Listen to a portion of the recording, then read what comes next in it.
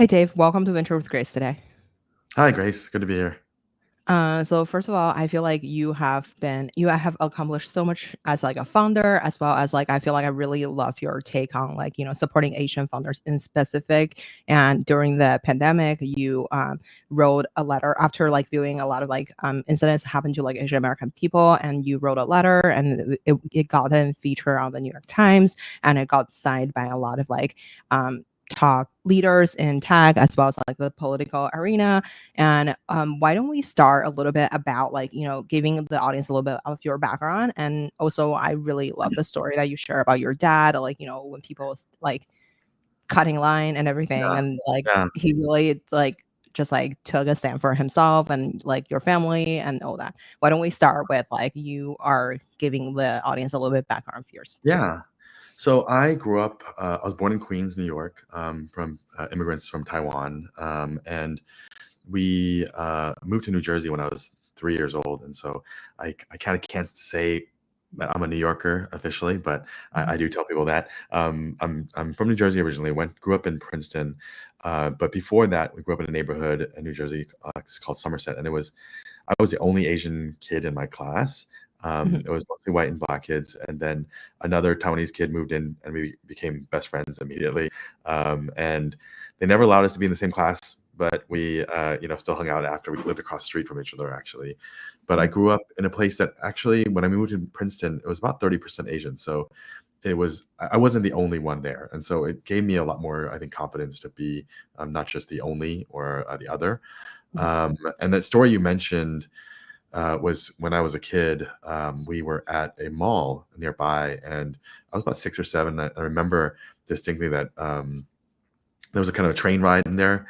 I might have been actually 4 or 5 because I've been too big, but there was a train ride in the mall. It was the holidays, and we were waiting in line with my family, and a family cut in front of us, almost like they didn't see us, or they pretended not to see us. And so my dad started making a kind of a big scene and started yelling at them and telling them to get out of line and that they were cutting or whatever. And I was just and they continued to ignore him, but I was mortified. My mom and I were like so embarrassed, and so we hid in a nearby KB toy store because we just didn't. Uh, I mean, we were just so embarrassed. And he continued making a scene, and the family left quietly, but all the people behind him thanked him for saying something. And that was the moment I realized that I wanted to, like, that was more important to do what's right, regardless of what other people thought. I was so worried about what people thought of, like, what the embarrassment and shame of, you know, being in that scene. But my dad didn't care. He just stood up for what was right when it didn't matter, when he didn't care about what other people thought. And so I think that was always ingrained in me from early on in childhood. But I grew up in New Jersey, and I went to Penn in Philadelphia, and I took my first Asian American Studies class there. And I didn't learn any of that stuff in high school, and none of it was in my textbooks. But it kind of awakened me to, not just the history books of, oh, we got one paragraph about Chinese railroad workers in California, but it gave me so much more perspective on the Asian American experience and what it was like here. And so um, after the Penn, I graduated and came out to San Francisco to work at Deloitte Consulting for a year before I realized I hated consulting, and I joined Yahoo. And that's when I got to work in around the same floor as Jerry Yang, and I saw someone who looked like me, Taiwanese American, immigrant that. I was born here, but he was, integrated here. But it was like seeing someone that build a company from scratch and lead it with Dave Filo and the whole team. It was very inspirational to see that, and I think it's more powerful than people realize if they've never had it before, to have someone or work with someone that looks like them, that leads, especially when you're that young. So it was my second year out of college. So for me, that was I think very crucial in my kind of development as a leader. But that inspired me, and then I had to move back to New York to take care of my mom because my dad passed away. And so I took a job at Sony, and then I got into Stanford for business school and came back to California again. While I was there, I worked at Apple and then worked at eBay, and I realized I had been jumping through so many hoops, being the good Asian American kid, and feeling this obligation or indebtedness to my parents for sacrificing everything for me. And I think a lot of kids feel that way, that their parents gave up so much for them, so they feel like they have to do what basically live their parents' dreams out for them, because that's what Mhm. they gave up to come here. And I think it is, you do feel obligated because you see how much your parents give up. Like they won't Mhm.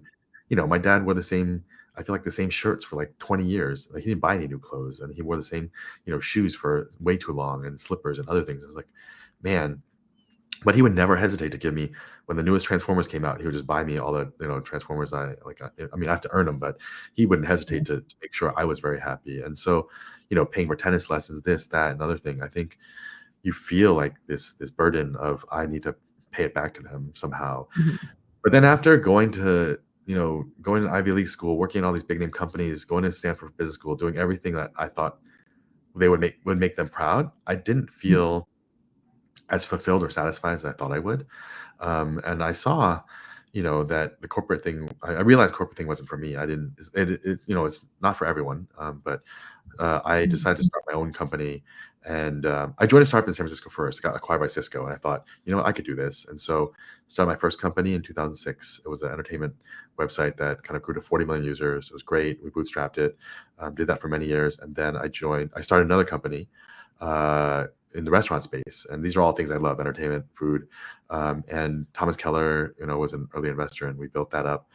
Pandemic hit, we had to pivot. We were building on AI on top of restaurant data after that, and that's been going really well. And then, I think during that time, I noticed there were very few communities for East Asian Americans. I saw that, when you in the Valley, there were strong communities of South Asian or Indian founders, Black founders, Mhm. Hispanic founders, Jewish founders. But when you go to college here, you automatically go into school and you're like, oh, there's the Chinese Student Association, the Filipino Students Association, the Hong Kong Student Mhm. Association, Taiwan Student. Mhm. It's just so fragmented. And so I felt like, you know, the one thing, if I've learned nothing else, is that the network matters so much to your success. And if you don't have a strong network, you can't make it, because they introduce people, will introduce you to investors, to good hires, for sales leads, for all sorts of things. And I think, we as a culture often don't ask for help very Mhm. well, or we don't, when we feel like, oh, I guess in Chinese, like, 不好意思, like you just don't want to impose on other people. And so I think I was like, no, we have to. So I created this group called Asian American Founders Circle in 2011. And that group, back then, it had founders like Kevin Chu, who started Kabam. He sold it to Mhm. Korean for 900 million. Mhm. And then Eric Wu, who He's started. a former guest. Oh, yeah. Kevin was So a Kevin, former guest. good Yeah. friend. Yeah, and then Eric Wu, you might have talked. He also started Open Door, which IPO'd, and back then we were just a bunch of. Sadly, it was all guys, 8 guys, in the Mission, eating at Limon, which is still there. It's a Peruvian restaurant in the basement. Oh, I love limon. Yeah, Yeah. it's a tequila chicken. Uh, Eating that chicken, and we ended up, you know, we ended up growing to about 200 people before the pandemic, and that's and many more women founders, and I was, that was important to me, because I feel like Asian women founders just get the least support, and they're already coming out of places that they don't get promoted anyway, because Asian women are least likely to get promoted in corporate America. And so the group grew to about 200. But when the pandemic hit, it was really hard for a lot of these folks to raise money. The pre-seed seed founders needed more capital to bridge, and we had people in the group like Tony Shu from DoorDash, and Sam from Patreon, and Eric Yuan and other folks, and they were all mentoring and helping the younger founders. And I was like, how do we help these founders? Maybe raise some more capital and bridge them. And I just started thinking, I'll do a syndicate and help them out with some SPVs. That kind of I wrote an essay about the bamboo ceiling and why that mattered to me, and it was supposed to be just for the group. It was for the 200 people in the group. Say, who wants to invest, who needs help. And the essay talked about how Tony and I went to an event by Ascend in 2016, 2015, 2016. And it talked about how, you know, of all the tech companies in Silicon Valley, there was, probably nowadays actually over 50% are Asian American workforce. Like, the workforce is over 50%. But in the exec ranks, it's only like 20% or 19%. And I thought, the only 2 companies I saw that, they were basically 4x less likely than their white colleagues to be promoted to executive status. Not 4% or 40%, 400% less likely. And so I looked at the data, and I saw 2 companies that stood out, that there was actually parity at how much they promoted people, and it was Pinterest and Nvidia. So 2 companies founded by Asian Americans. Ben is actually half, and so they they they actually promoted Asians at the same rate as others, and it was, not a thing. It was not a bamboo ceiling. So I thought, you know what? I would rather support companies to build their own house, people to build their own houses, than bang their head against bamboo ceilings constantly. And so, I wrote that in an essay. I thought, oh, I'm going to get canceled for this, because the perception is that Asians are a model minority. They're wealthy. They're successful. They have all the tech jobs. They already have money. They don't need money. They're all the GPs at venture firms. When in reality, Asian-owned venture firms in private equity and the asset class of is 0.7% of AUM.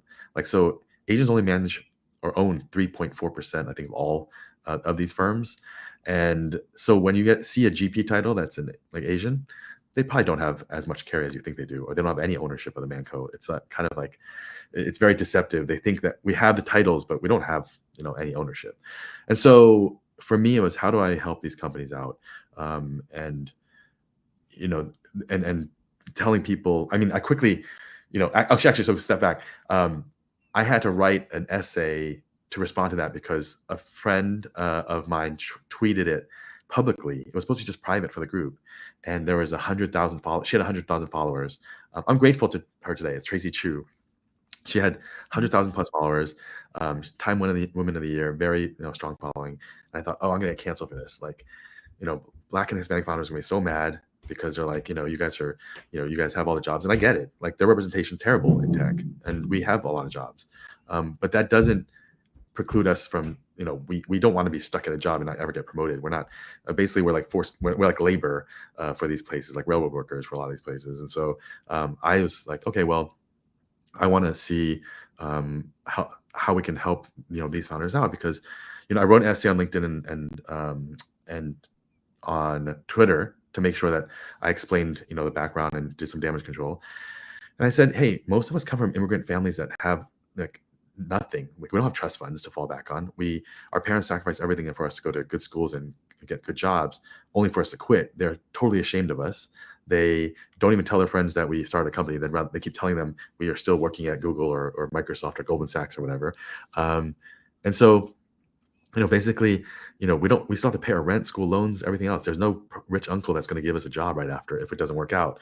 So for us, we need that support. To be given that check for $100,000, $200,000 first check is the first, potentially positive reinforcement we've gotten, because our parents are have always been really harsh on us because we get a 97 but not 100, and so to get someone to believe in you like that is a big deal. And so I wrote that essay, and I had 1 million views, and it was all positive support. And so it was amazing to see everyone come out. I had hedge fund managers, engineers, lawyers, doctors. They all want to invest. And so through that group, we invested almost $30 million in 90 plus companies, with 50% with a woman as a founder or co-founder.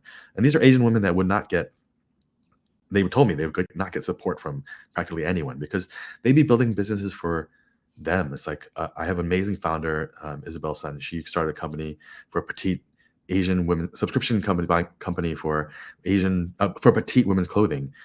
It started at $1 million in AR, and now it's over $30 million. And it's they're serving a need. It's the same as Larry's story. When I talked to Larry about his story and how he only could raise for grocery stores for Larry Liu. Yeah, another guest. Yeah, another guest. I told Guy Raz this story, and Guy was he reached out to Larry and told the story on how I built this. But Larry loved how I built this. He listened to every single episode, and now he's on it, because he was telling him the only money he could raise for this Asian grocery delivery company was from other Chinese investors and white male investors with Chinese wives.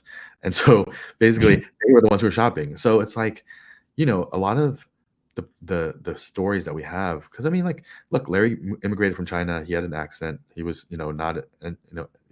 he didn't have the typical background, and so he couldn't raise the capital that he needed. But now it's a $4 billion company. So again, for me, it was about elevating these stories and how I could support those folks. Sorry, long-winded story about how I got to where I am. I wonder, so I feel obviously, I feel the cost is amazing, and I feel it, like you said, instead of when you are working somewhere, you reach the bamboo ceiling, you can just build your own house to support your own community, and making sure that people nobody get blocked, no matter where they come from or what culture or basically like their background was in general. And I thought it was like really impressive that like, you had such a great network built for Hyphen. So when I go on your website, it seems like there's like literally all the big leaders in the Asian community are a part of it. And I wonder, first of all, like how do you like when you first started the community, how did you kind of like build it? As you mentioned, you started like the Asian founder circle and then it fastly growing into Yeah. something bigger. I wonder, like, how do you actually grow a community? Also, I thought Yeah. like all these people are super impressive, assuming some of them are like LPs as well. Like, how does that convert into like a fund perspective? Yeah. No, I mean, it's a great question. I think that is my superpower. I've realized is that the building relationships and network is something I have, and I think a big part of that is proactively reaching out to people. And Mhm, you know, if you reach out to people without needing anything in return, I think it's so much more powerful to someone to say, oh, they're not here because they want something from me. He's actually offering me value, and so for me, it was, hey, founder, you are alone, you're building this by yourself, you need community, you need help, you want to bounce your ideas. It's like, for a lot of founders, it's very scary, but it's not just, all founders don't go through the same experience. Like, as Asian founders, we have a lot of baggage that we have to deal with our parents and other things that we have to deal with, and mhm, kind of that mental scarcity mindset, playing afraid, not being aggressive enough, and this or that. Like, um, I wanted to reach out to folks and ask them if they want to join. And of course, they're like, oh, yeah, this is a great idea. I don't know actually that many myself. And that grew and grew. And so when you reach out with something to offer, people are more likely to engage. Um, but that obviously the momentum grew as I, started building Hyphen. And then I think it's people resonated with the mission. If you can find something that people resonate with, some mission, some vision, then people will engage. And I think if they, feel like a connection to that makes a big difference. You can't just be, hey, I need this thing. Can you help me with my project? If mhm, it's just about something I want, that doesn't mhm, work. But if it's something for the greater good or for a community or something bigger, yeah, I mean, it doesn't have to be about Asians. It could be like, I know, folks like Lenny Rachitsky. He's like built something mhm, around product, and he's like built such good content around it. But it's like there's a community or some link that brings people together. Um, mhm, but again, it's about building trust, and so people. I don't think people. I spoke in a panel. I spoke in an event for Stanford Business School with Jeff Yang from Redpoint, and I think we both talked about how people just want to people work with folks they trust and they like. It doesn't matter what your resume has on it. Like you could have, you could have not graduated from high school, but if they like you, they'll want to work with you. And I think it's about building that relationship and trust. I think for Asians specifically in our culture, this is what I talked about before, is like feeling like it's inappropriate or bad to ask for favors or reach out to someone cold and not have anything, to of value to say to them. It's like I think that fear is what keeps us and holds us back. And a lot of times we're too insular. I think, you see like so many Indian American CEOs, immigrants, they're doing very well, but a lot of it is because a lot of Indian male CEOs, they grew up being much more assertive and confident. They also think and dream in English, which is much harder than for a lot of immigrants who come from East Asian countries that have other languages. But it's also they're not as insular. I think because we're so afraid, we find others like us and we kind of huddle into our own communities and we don't kind of reach out to others. And I think that's something that's like that fear of failure or rejection is so strong in us, because our parents kind of drove it into us, and they came from countries that if you got 2 or 3 wrong on a test on your entrance exams, your life is ruined. And so it deters Asians from taking risks or being afraid of failure or being rejected, because the shame of that is way more than a lot of people can bear. Whereas in other cultures, in Western cultures, and Americans, like, no, you just brush it off and you keep going and you get up back up and go, try again. And as founders, you need that. mm.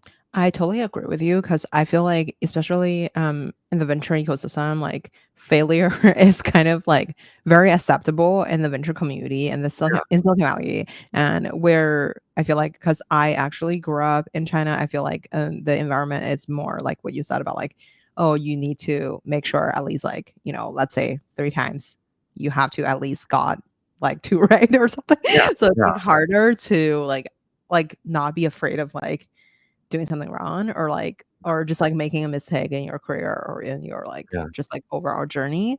And I wonder in terms of so in terms of like actually grouping this like many powerful people together, I wonder what's your framework on like, providing value consistently, just because I think they are very busy people, and Yeah. like for them to engage with like Yeah. investment, like first of all, like they must have like a ton of opportunity to do Totally. other things, because they're not just Asian, they are successful Yeah. people in general.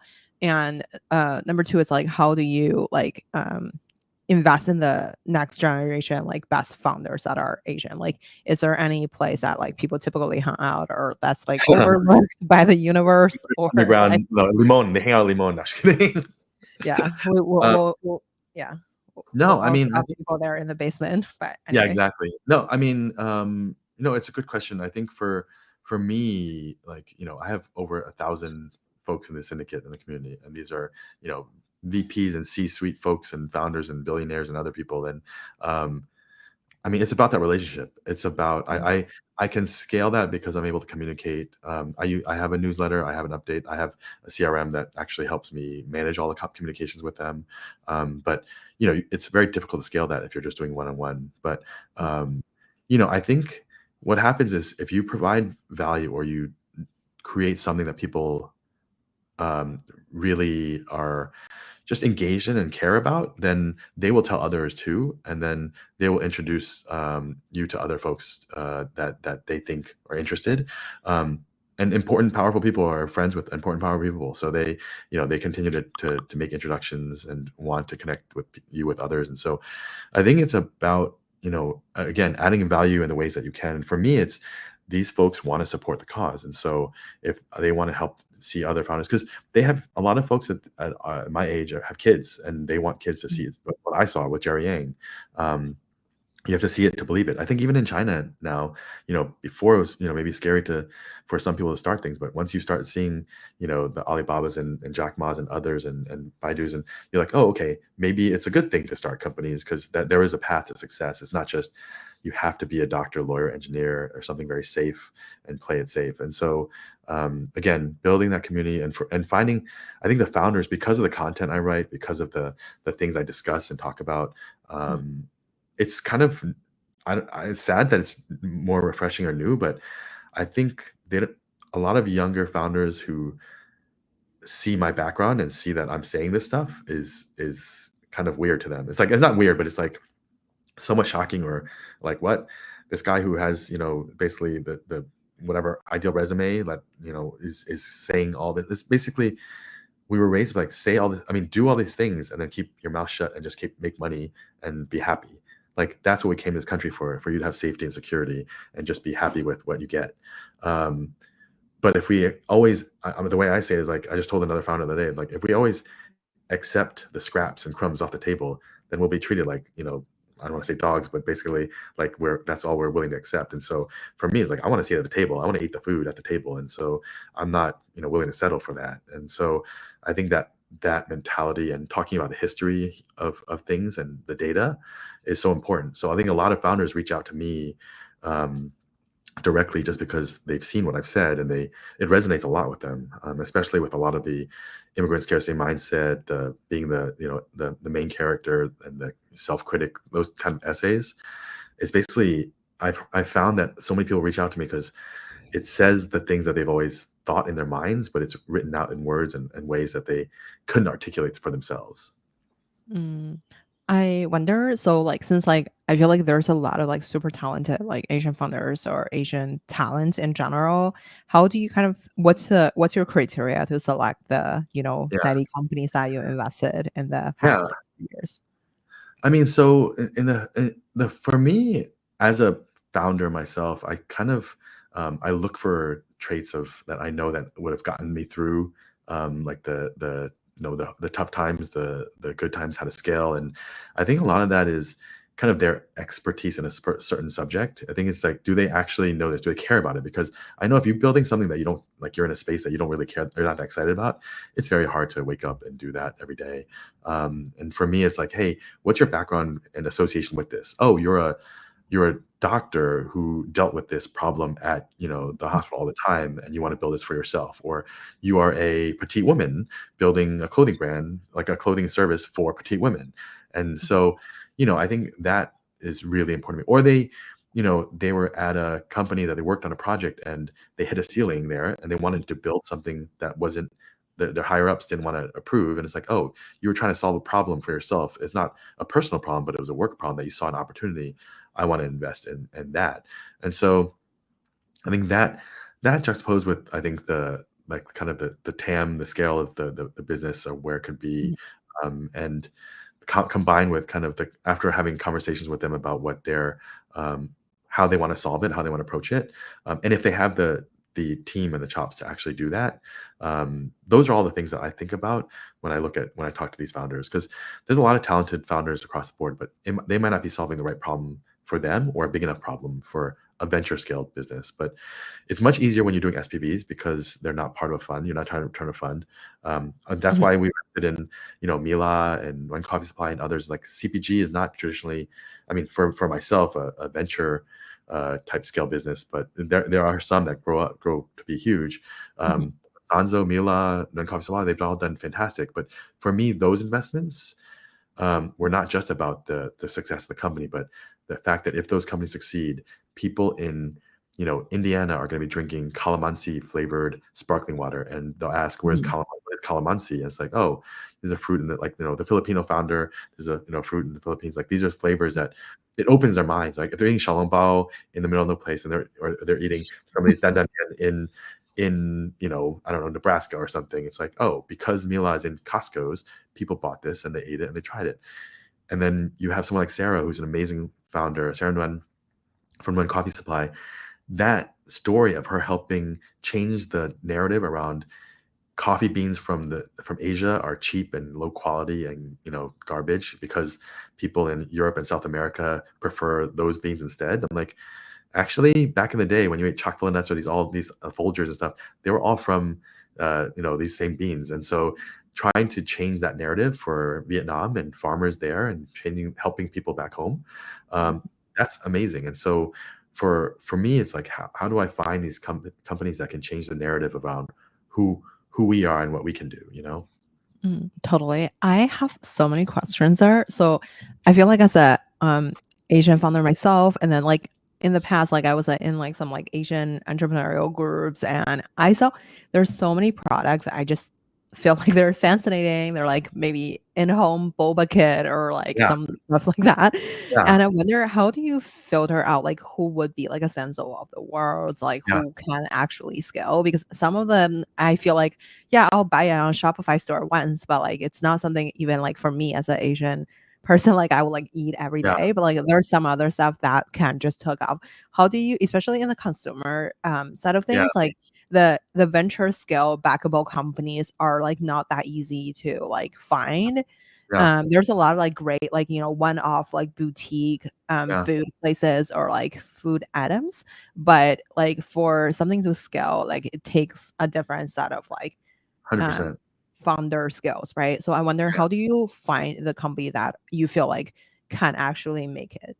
Yeah. I mean, on the first point is like the founders themselves. Do I feel like they have kind of that grit and hustle? Have they shown that already? Are they getting into, like, how many stores have they gotten into already on their own? Because essentially they're the ones selling. Are they going to like Expo and going to other conferences? Are they good at sales because they have to work and they have to get into the Whole Foods? If they've gotten into that, then they've gotten to get into Costco's. I mean, it is a scale. You have the people who build those are building brands, and so they have to understand brand. I look at the design of the logos. I look at what their packaging looks like. I think it's like, okay, what are they going for? Like Mila was very different when they were Xiaozijie. I was like, oh, this is a funky package. But they kind of, one of the co-founders was at Francisco Partners and worked in private equity, so he knew kind of how to kind of scale these businesses, and his wife had done marketing stuff before. So I think that kind of background that works well, but also, does the product resonate? So I mean, obviously I have to get samples to try it. And I love the Isn't small. that the best part of the job? Oh yeah, it's Let's be fantastic. honest. Yeah. I mean, I love getting the stuff to try out and try have my family try out too. And so, you know, for me, I mean, but even if I love the product, it's like, will others love the product too? Because I know I'm biased. I mean, I love, all the Asian flavored stuff, but will it cross over? And so, but something like, when I found myself making like the Mila Xiaolongbao like easily in 10 minutes all the time for my kids because it was so convenient. I was like, okay, this is a no-brainer. This is something that, this is, I think the convenience of it alone is worth it. And now that they sell at Costco, it's even, more popular. So, um, but I think that understanding of like where, like, does it become routine and habit that I want to buy regularly? The same thing you said. If I just eat it once because it's I got it for free, or I bought it just to Mhm. support someone, but I don't find myself craving it again or wanting to necessarily, I don't find myself repeatedly, wanting that product again or eating it again. It just becomes harder to justify that scale, because right now consumer is hard because there are just so few exits, and so you have to build something at scale that like a brand will want to acquire. I wonder when it comes to like portfolio construction, since you're running like a $29 million fund, that's very different than like angel investing or like syndication. What's your thought on like having reserves, and like who would you like kind of like what kind of company would you kind of like pick to Yeah. um invest again? And Yeah. among the like 90 companies that you have invested in, like, what's your thought process on like, maybe we'll go like 10 of them are consumer brand, 10 of them are SaaS Yeah. company, 10 Yeah. of them are like something else. Like, is there some sort of like portfolio construction method that you're like kind of using in that sense? Well, so, all of those 90 have been all part of a syndicate. They're all individual SPVs. So I Oh, didn't have wow. to, Mhm. yeah, I don't have to return like or build a portfolio construction around that. That was more, hey, who I love this company, who would like to invest and find. It was basically, I mean, it started from the story I told you, the origin story of I just want to help some founders out. So it wasn't like Mhm. I was even thinking about what's the portfolio look like. I said, hey, I'll meet some founders. If I think it's promising, I'll introduce it to everyone else. If they want to invest, great, invest. I mean, it was down to even like $1,000, like if you want to invest. It was all about how can we as a community, and these are like I have LP investors who are, Asian, white, black, everyone. And there are Mhm. people in all different industries. I have an assistant coach of the Orlando Magic who's an investor, and all these other people that have nothing to do Mhm. with tech. And so for me, it's like, how do I help democratize the ability to invest and help support these founders with all these folks? And so um, this was about like which founders, which brands do I think, or companies, or businesses do I think will scale and whatnot. So, but it was up to them. It wasn't up to me to decide. I just filtered a lot of it for them. So again, it's very different than actually having to build a fund. Um, I'm, I think for building a fund, you have to think about, okay, is this a venture scalable business that will turn the fund? And so, for me, I don't know that I would be great at doing all CPG because that'd be, I think, a lot harder, and the multiples are very different. My background is mostly in software, and so that's where I would focus. Um, but again, I think it is for me. I think you asked how do you do the portfolio construction, but for me, it was less about that than finding projects I thought could scale and do well. Yeah. Totally. So I want to quickly say hi to the audience. Hi, Susan. Hi, Tony. Hi, Ben. Anyway, so the TLDR is like, I want to know more about like, so for example, I feel like raising syndicate, it's like even harder than raising a fund to a degree, Oh because like you have to like raise for every single company. yeah. Yep. And the company selling point is like, if like I'm just imagining, right? This is all like imaginary situation. But like imagine if you're like investing in a fund, like you at least have like let's call it like a 30 or 40 Yeah. different company that you invest in. So like some of them will like Awesome. take off Yeah. instead of, oh, like if I just invest in one specific thing, like Yeah. that's very hard to Pick. like it's Yeah. hard to know like it's Yeah. if it's gonna took off. And then like if for coming from like the crowdsourcing perspective, there's also like, Republic or like the Kickstarter, even Yeah. Kickstarter, like a lot of these, like I feel like I can imagine the boba kid of the world, like they just go for like a Kickstarter would Yeah. just like kind of work. And Yeah. I wonder, um, when you are doing these syndicate, like how do you even convince people to like invest? And then like since like each SPV, I believe there's like a minimum amount of fee that you have to Yeah, even like pay for yeah, like AngelList or yeah, some other platforms. I wonder what was the journey like running like this many syndicate? Because like yeah. 90 syndicate, that's a lot. Yeah, no, I mean, it was a lot of work. I mean, I one of the companies we invested in, Canopy, allowed us to do that. When I did it on AngelList, I did my first deal on AngelList, and then I got when I wanted to do my second one, they said, "Oh, we don't have any, we don't have the bandwidth right now, so we can introduce you to a lawyer." And I was like, I thought this was software based. This is like the genie behind the curtain was like, or I mean, the wizard behind the curtain was, oh, we actually just connect you with the lawyers and do that. So I said, okay, I'm going to move off to. I started working with two Asian founders who started Canopy, and that has been great because I helped them build a product because I was like such an avid user. But for me, it was about the communication, the CRM, the ability to manage all these deals like with ease when I'm talking to just the LPs who invested in this deal, or this just the Mhm. LPs of this deal, or people who are interested in healthcare deals, or people who are interested in CPG deals, or even when I did 30 at the Garden, I produced the Jeremy Lin documentary. I reached out to the Hyphen folks and said, who wants in? And I reached out to the people specifically who said they were interested in film and media. So I think for me, it's kind of that CRM ability to scale myself. Because if I couldn't, like everyone always asks, like, Dave, you did all this alone? And I'm like, yeah, but it wasn't. It's because of software that helped me give me superpowers to scale this. Because there's no way I could have on if it was back at me emailing, like CCing and copying and pasting and this and that, it'd be horrible. That's But crazy. I'm yeah, just even thinking about like writing like so I feel like the LP updates or something like isn't that just like a major like newsletter writing like you kind of keep people in the loop but even you just yeah, write a newsletter it's like a million things and like yeah, also you have to get the numbers right and like taking yeah. care of the 90 companies. I just feel like it's very impressive but please Yeah, keep no, going. I mean, I know others who've done managed to do it too, and I think it's. I mean, again, I don't know if it's my brain that it works this way, but because I'm like my power is like networking, I think of things in this kind of multimodal way of, okay, I have these deals, I have this thing, but I can kind of context switch pretty easily. And for some folks, I mean, that messes them up, but I love it. I don't know if it's an ADD thing or whatever, but I was like, oh, it's constantly in my brain thinking about, oh, how can I help?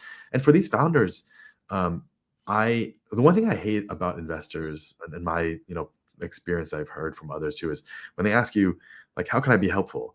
And it's like, I don't know how you can be helpful. You know how you can be helpful. You know my company. You invest in my company. You know what I need. Who do you know that can be helpful? So for me, it's I have a Rolodex of founders, but I also have a Rolodex of all these executives at companies that I can, you know, Oh basically skip the line yeah. to. Yeah. Another question on the executives. Like, I Uh, feel like the executives are like really busy. And even if they invest in like a syndicate, like for them, like the amount of money for me, maybe it's like my whole world, but like for them, it may be like really yeah. small as their salary is like mega. So I Yeah. wonder how do you get their attention and time to even help you? Because if the money doesn't really mean a lot to them, like, Yeah. they're just like supporting a cause, but like, how do you make sure that they like continuously going back to the Yeah. community? And I think that's the relationship side of things. I think if there's a disconnect with this, oh, it's a check. It's like it's like a nonprofit. I just donated money and I don't care about it. I wrote a check, my annual check, and I don't think about it anymore. But if there is a connection to me and the mission of Hyphen, and then them wanting to help, if I'm reaching out for help, they'll help. And I think there is a mutual respect also for the work I'm doing outside of that, that I feel like they also want to help me and help the Mhm. companies out. And it's not even companies they invested in. These are some companies that they help that they have put nothing into, but because they're part of the ecosystem, they want to help.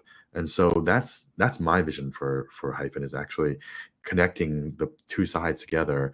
And it's I joke with people, it's like, most people don't know this, but if you go to Disneyland or Disney World, you can pay a VIP concierge. I mean, it's like $700 or $900 an hour to help you skip the lines at Disney. And this is kind of like that. It's like, oh, if you have me to connect you directly to the head of like the chief retail officer of Neiman Marcus or the VP of, like or customer at like Fanatics or this or that, like you can jump the line. And so you're not talking to someone like a manager or an associate at a company that may or may not want to work with you. And the sales process goes much better when you go to the top and it comes down from the top because they listen to you and they care. But it's like Y Combinator. It's like, well, the beauty of YC is an engine that when you go through YC, you have all these mature YC companies at later stages with venture dollars that can help you boost ARR right away. And so that it kind of keeps going, like that machine keeps going. But I'm like, well, if we can build something similar where we can have shortcuts and help each other out, that ecosystem can make a big difference.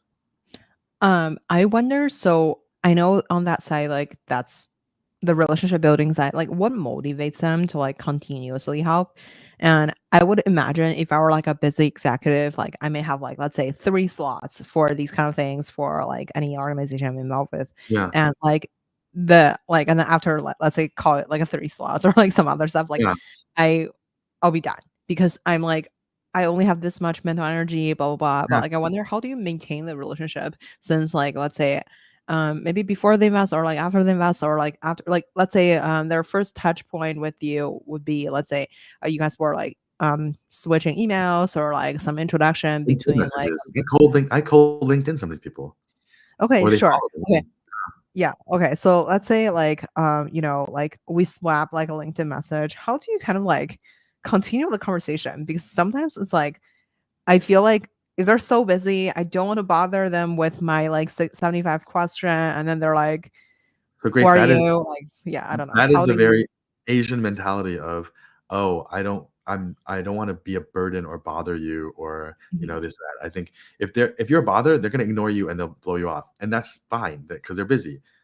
But why? I mean, if they're not and they're willing to engage, you just reach out to them and keep asking them, like, and messaging them because they're engaging with you. They're clearly, it's their choice to engage or not. And so, but for you, if you already squash the, oh, I don't want to bother them, or I feel bad, or this or that, like, I mean, the people who do best in a lot of this stuff, business, and are the ones who are shameless. Like they don't worry about that kind of stuff. So for me, it's like, hey, the worst someone can say is no or ignore me, but so what? Then I just move on to the next. It's not a big deal. Like if I take it personally, like, oh no, they didn't respond. I wonder what they're gonna think of me now. Did I just mess up that relationship? Oh, I'm like, who cares? Like literally, who cares? Like, Yeah, for sure. Okay. So I guess like how do you like engage with them like let's say multiple times? Like how do you offer them value to? Well, if they're helping like a startup or something, like how do you Yeah, make sure that like it's like kind of like a two-way street? Obviously the startup have to be like showing some traction or showing some track record. Like I don't know. Like I wonder, no, please yeah. reprogram my mind because I No, don't I know know, yeah. how to think about it in the right way.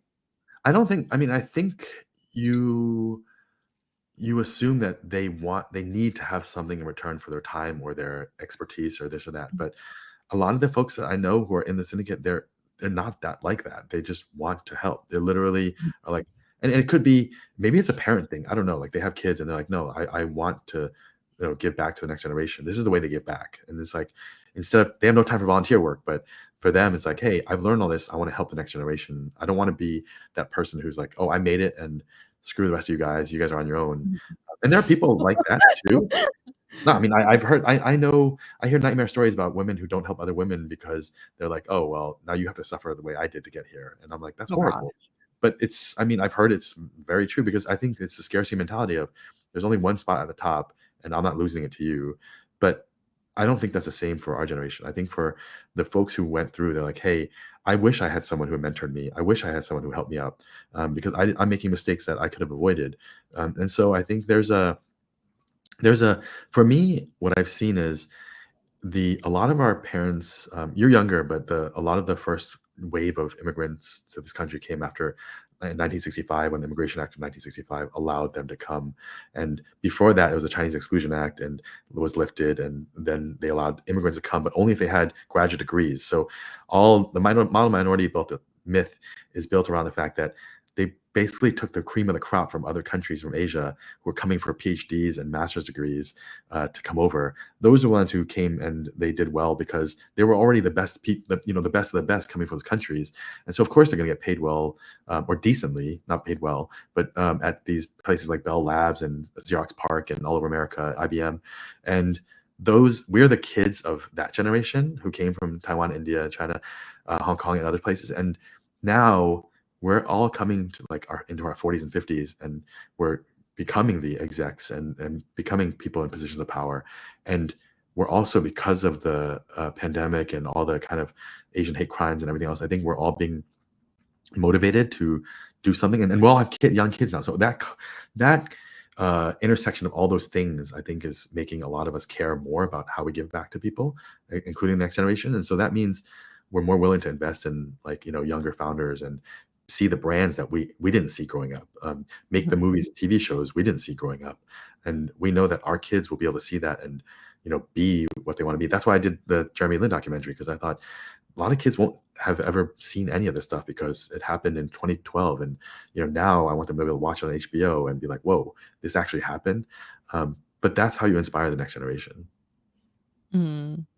Totally. I wonder, I really love that you're thinking about inspiring the next generation. Especially recently I just had a baby and I have 10-month-old, and yeah, so I've been thinking about these things. I've been thinking about so in the past I'm so self-doubt on something, but whenever I think about my son, I'm like, what would I suggest my son to do in my situation? And I just take that suggestion for myself. Yeah. I feel like it just really motivates you to do to behave more brave or more fearless in general. That's true. I wonder, when it comes to since you guys have engaged with so many really cool executives, and do you in terms of engaging with them, beside exchanging emails or asking them to help portfolio companies, what are other ways to improve the relationship? What do you think motivates? Well, you mentioned about the executives may have kids and then they may have went through a lot of things, so that they could looking at things differently, and as well as just being more willing to help in general. But what would be on your CRM, since you're kind of a connector within the ecosystem, that you have known so many executives, they're so impressive. How do you kind of spend your time as a the CEO of the Asian universe? How do you kind of I heard Asian America, but that's a new one. CEO of the Asian universe. how do you kind of navigate your own CRM and continuously building the relationship? No, totally. And I think it's not just one way for them. I think for me, it's I also know. So I think I visualize it as, founders and younger folks who help, the executives who help all of them. But these folks also can help each other. So for me, is how can I also connect the dots for, hey, the CMO is looking for another position at a company, and but these CEOs don't know that. Oh, this CFO is looking for a board seat. Oh, let me connect them to these other people. But it's kind of I connect the dots, not just vertically, but horizontally across, to find out the value that I can bring to them. I held a dinner in February for Lunar New Year at I think you're in San Francisco, but at Saison, in Angler. But my friend who's a Saison chef, he's Chinese. He immigrated with his parents from China, and he grew up in Excelsior, in a tough neighborhood. Worked at 11 Madison Park for 9 years. He became the head chef of Saison, and now he's a exec chef. He cooked an amazing dinner for us, richly. And a Lunar New Year dinner, and I invited, the head of Bain, Jenny Ming, the founder of of Old Navy, and she's the CEO of Rothy's. She's on the board of Levi's, and and then the CFO of LinkedIn, and Debbie, the CEO. And these folks have not either met before or they've not seen each other, and that alone creates value, because that, all of us are human. All of us have fears and kids and things that we worry about, and I think it doesn't matter how rich or whatever you are. If you're getting sick, you're getting sick. If you have to deal with the parents who are not happy with that. And so at the end of the day, we're all just human. And I think when you find that connection in person or otherwise, or someone introduces you, that can be really powerful. And so for me, it's like, how do I connect the dots for people in general who need help? I don't care if you're a founder who needs help from an executive, or an executive who needs help from another executive, or like an investor, like whatever it might be. But connecting those dots is, I think, that's what creates value. But that's also why people continue to want to engage and help me out, because I've helped them out, and they know, that this is, you need this ecosystem to continue working together, and that's the power of the network. Mm, totally. I wonder in terms of, let's say, call it like putting together a dinner or something. Um, like I feel like I've organized events before. I feel like one of the challenges, like, um, you have to land like a major person that's coming to make sure that everybody else is coming, kind of thing. So Yeah. I wonder, how do you even organize like a really high level dinner? My biggest Mm. fear is like, oh, what if I like wouldn't put off because of XYZ, because of like the key person's not showing up. Like maybe we'll have three keepers. Like how what's your thinking for more on like the social gatherings and like making sure like everyone has a good experience I to connect? mean, yeah, I mean, Grace, you've had these conversations with people before, so they have, someone, if there's a relationship there already, they want to come for you alone. If it's just, people can't want to come if it becomes a, like, oh, I'm holding a concert and the main act is not showing up, no one's going to show up. That's risky, because then if anything falls apart, people will be, disappointed. But I mean, for you, if you're pulling together, like, you have to find value for them to show up too. It's like, what is the reason for their need to show up? And it's like, hey, invite multiple people who are hitters, that are important people. Then say, hey, you know, if one or two yield, like, then it's like, oh, okay, great. Now at least those two, and then other people will kind of jump on board, because like, oh, they're coming, great. And then if one falls through, you still have all the others. And so I think it's, don't put one silver bullet. There's no one silver bullet. Like, put a bunch of bullets in there, because a lot of these folks want to be in rooms with those other folks. And if you can manage to pull together guests of, Smart Venture or Venture with Grace, like that have come before, maybe three of them say yes. And then you're like, okay, now I can leverage that to invite more people. But I think if you put all your eggs in one basket, and and nobody I mean, it's very different. If it's different ask, if you say, I want you to be the featured guest of this dinner and everyone else be kind of groupies or fans, then they could be like, "Oh, that's great. I do talks all the time. I mean, maybe I consider it." But if it's "Oh, I'm inviting a bunch of these other really important people, and I want you to come," then it becomes "Oh, this is actually valuable for me," versus, "Oh, this is kind of like a volunteer time for me, and I have stuff to do with my kids for, I have dinner. I wanted to have dinner with my family." But so there has to be some kind of, compelling reason for them to show up. Mm. I wonder, so for like, so would you like think, was it the thinking framework? Hi, Wayne, by the way, I want to say hi to the audience. So like when you were putting together these like different group events or sessions, like is there any kind of like um basically, is there any agenda on that? Like, so for example, is that like someone like, do you do a toast or like I'm not talking about like the agenda of Yeah, like, yeah, oh, yeah, I sell like five portfolio company right now.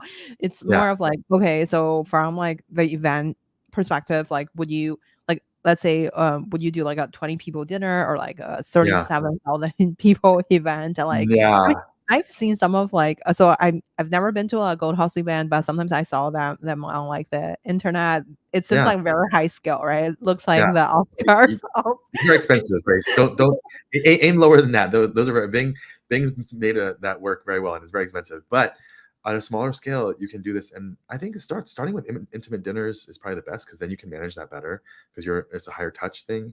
Um, but again, it's about creating connections. And if you have an agenda, that's one thing. Like, I at that dinner, I gave a speech, but I wanted people to just connect on their own.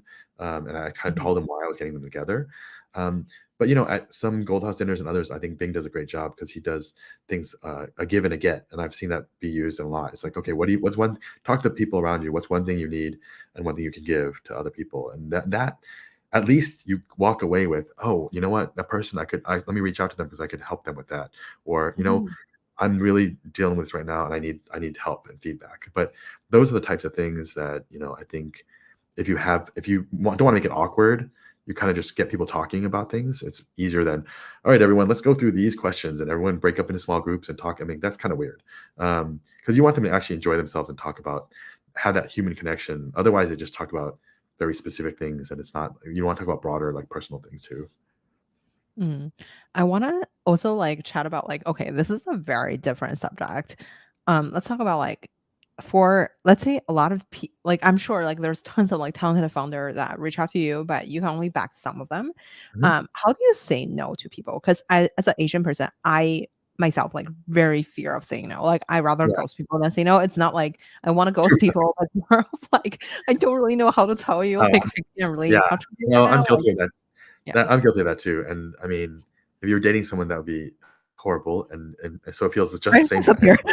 Yeah, Well, that's not I'm great. married. Yeah, yeah. That's So so I back don't in the have to day, deal with it's that not great. But anymore. Yeah. again, I do think, for me, I mean, people know I guess I'm lucky because people know I'm pretty stretched thin, so they don't take it personally.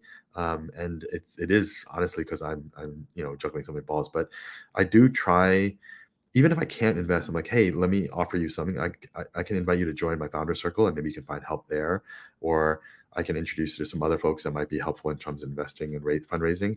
But sometimes as Frank is like, this is not something that I think I can pull something together for, like a syndicate together for. It's just too hard to scale it. Um, and then I think that people just want to be treated with respect, and if you tell them that, it's fine. But yeah, I fail too. I mean, I'm sure many people are like, what the heck, Dave didn't respond to my email, or after we talked he didn't. And I'm like, I mean, I feel terrible, but it it's just really hard too. And I think people have to understand, they have to have grace. They have to understand that you have a lot of things going on too. Totally. You just mentioned about founder circle. What does it look like for you when you first started? Like you mentioned about like the Yeah, 8 people to like 100 people yeah, or something there. So how do you like how often do you have to actually meet up with people to yeah, kind of keep it going? I have run like online group before, but it's really hard to like yeah. continue the It is. conversation. I think it used to be active on Facebook, and then now it's on Slack, and it's not really it's not as active as it used to be, which is sad. I think the in-person events help a lot. But even for me, organizing these things is so hard because I have so many things going on. So I'll have an annual like holiday party and maybe like a drinks event somewhere. Um, but I think it's I found out that a lot of the founders, even on Slack, they have connected with each other, and they tell me after the fact. Like I'm like, it's amazed that they post, and they just somehow they've found a community there. So I'm like, hey, even if you provide that outlet for some people, I think it's a big deal. I think a lot of these things just if no one creates it, it's just not going to happen. Mm. Totally. I want to be mindful of time, and I have like one last real question, Sure. and then 1 minute fire round for you. Yeah. So one last question would be, what does your content diet look like? So basically, how do you educate yourself or inspire yourself? Oh man. I find that having conversations with other people who are doing big things really uh, can really motivate me, because it makes me get out of my own headspace. Sometimes I've got so much going on, and then it kind of resets me and focuses on the things that are important. Um, but it's the same thing as for me. Also, writing helps me motivate me too. I think it's like that processing for myself and having these conversations. They help each other out. It's like these conversations help inspire my writing. My writing helps like me talk about different things. But I think when I meet people who've, and not just people in any domain, not just venture founders, but people who've written and published amazing books, like best booksellers, or actors, or politicians. But when I meet people like that, they inspire me. Then I'm motivated to think about like how, like maybe I'm thinking too small, because I think a lot of times for Asians especially, we have a lower bar for ourselves because we don't want to fail. I mean, like, just Yeah. like Hassan Minaj said in our documentaries, like, we make ourselves small. It's like, oh, my aspirations to be middle manager at Deloitte. That's like the highest I think I can get to. But it's like, why? Why just reach for that? If we don't dream big, how do we expect to ever, be big, right? So I think we lower expectations for ourselves. I literally had a founder in a pitch deck have a chart that said like worst case scenario. I was like, that is so Asian. It's like, what is the least I can do to not disappoint you? I'm like, no, no, no. I, I need to I I would be that founder yeah, actually. see, that's Sad. not so we make ourselves small because we're afraid of failing or embarrassing ourselves, or shaming, or we don't want to feel that. And I'm like, forget that. It's like if you care so much about that, then you'll never make it. You have to not care about those things, and be bold and believe in yourself. And if you fall, you fall, but so what? You get up and try again. And that's the mentality of a founder. And not just a founder. So anyone, if you work in corporate, you have to do the same thing. You have to present something, and if it flops, it flops, but at least you did it. You have to go out there and try and take risks at work too, and reach out to people that you wouldn't otherwise reach out to. But all of this is super important in terms of succeeding. Okay, so we have a 1 minute fire round for you. Okay. What's your favorite book? Oh gosh. Back when I was younger, it was Catcher in the Rye, because I was like, oh, the world is full of phonies, and I was like, very cynical about the world. But oh gosh, I've I'm like trying to think of like looking at all the, I guess like I read a lot of business books, and I'm like trying to think, is it blitzscaling or one of these other things? But basically, it's like for me, I read a lot of the business books that I feel like it probably takes me only, if I read a blog post about it, I'd probably get as much from it as I can. And so, but I think like it's reading about other stories. Like one of my favorite books is there was a book from Founders at Work. I think it was an old YC book, and it had the Yeah, stories from, I own that book. I have that yeah, book. Yeah. the I think it stories. was Jessica Levinson or Yes, some other. Jessica did it. So Yeah. one of the founders of Hyphen. And those stories are so, as a founder and someone who looks back at that, it's like that is such a powerful book, and hearing like how even the greatest stories have so many failures. And so it motivates you to realize you're like, nothing goes perfect. There's no straight line. And you can say that and show a graph and have a meme about it. But when you read those stories, you're like, oh, this is pretty bad. Like a lot of like things like, happened that were like, oh, I don't know how they made this. But I think you need to read that to realize, yeah, it's okay. These things happen, but you can get through it too. And look what happens on the other end. Who would you invite to your dinner party? How many people? Like one? It's your party.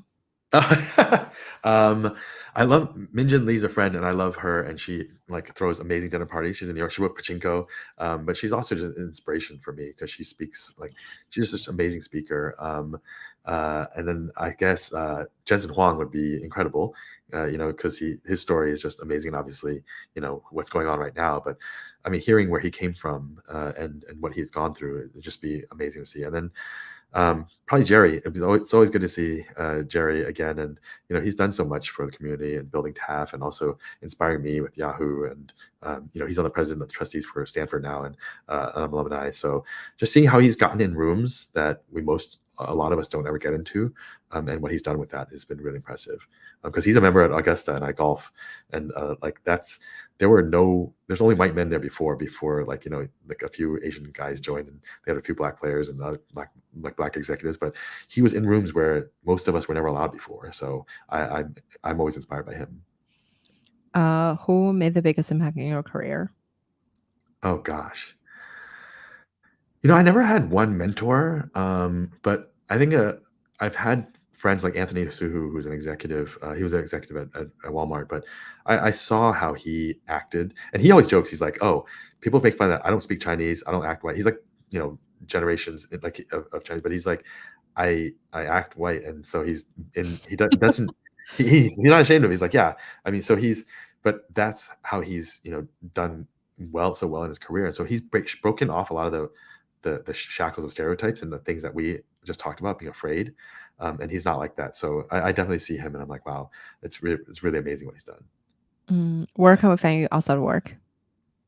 Where what? Where can we find you outside of work? Oh, DaveLu.com, my Substack. I write a lot on there, and I mean, this is where I get my thinking done, and I write there. But other than that, I'm all over the place. So LinkedIn, if you want to follow me. Yeah. Amazing. Well, Dave, thank you so much for coming on the show today. All right, thanks, Grace. Thanks for having me. Let me quickly and